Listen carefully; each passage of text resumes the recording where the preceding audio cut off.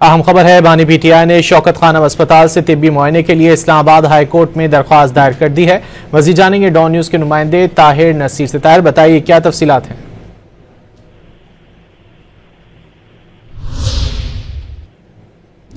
ताहिर नसीर से रब्ता करने की कोशिश कर रहे हैं। बानी पीटीआई ने शौकत खानम अस्पताल से तिब्बी मुआयने के लिए इस्लामाबाद हाई कोर्ट में दरख्वास्त दायर कर दी है।